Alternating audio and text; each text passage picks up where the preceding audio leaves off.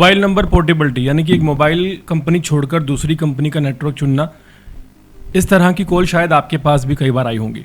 अक्सर लोग इसे एक नॉर्मल सी चीज़ समझकर नज़रअंदाज कर देते हैं, लेकिन अब ये सुविधा साइबर ठगों का सबसे बड़ा ख़तरनाक हथियार बनती जा रही है, क्योंकि आज मोबाइल सिर्फ बात करने का ज़रिया नहीं, बल्कि आपके bank account, UPI, credit card, social media, Aadhaar और निजी जानकारियों की पूरी चाबी है।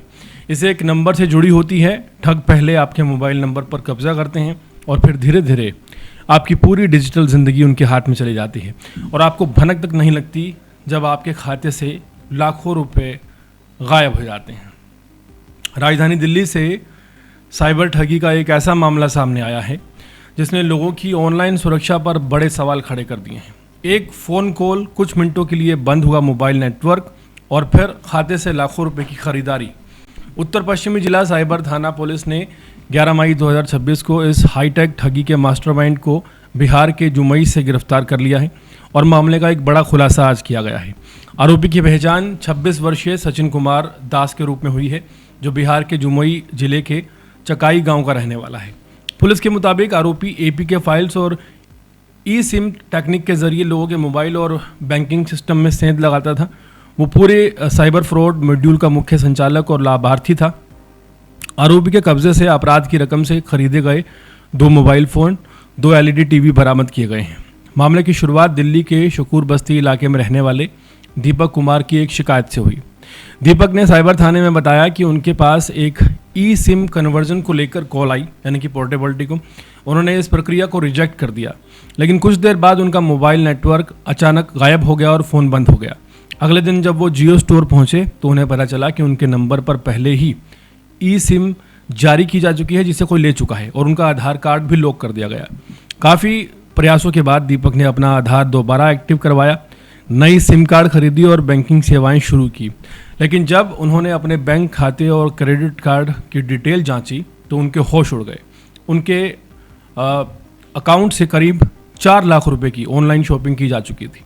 आरोपी ने मोबाइल फ़ोन, एलईडी टीवी और वॉशिंग मशीन जैसे महंगे सामान ठगी करके खरीदे। इसके बाद थाना साइबर उत्तर पश्चिम में एक एफआईआर दर्ज की गई और 8 फरवरी 2023 मामला दर्ज किया गया। इंस्पेक्टर दिनेश धनिया के नेतृत्व में SI Sunita, head constable Rakesh और कांस्टेबल राहुल की टीम बनाई गई। पुलिस ने बैंक ट्रांजैक्शंस और फ्लिपकार्ट ऑर्डर डिटेल्स, टेक्निकल निगरानी और OSINT के जरिए जांच आगे बढ़ाई। जांच में सामने आया कि चोरी का सामान दिल्ली और पटना में अधूरे पते पर मंगवाया गया था। आरोपी जानबूझकर सड़क किनारे या अधूरे एड्रेस पर डिलीवरी कराता था ताकि पुलिस उस तक ना पहुंच सके। बाद में वो सामान खुले बाजार में कम कीमत में बेच दिया जाता था।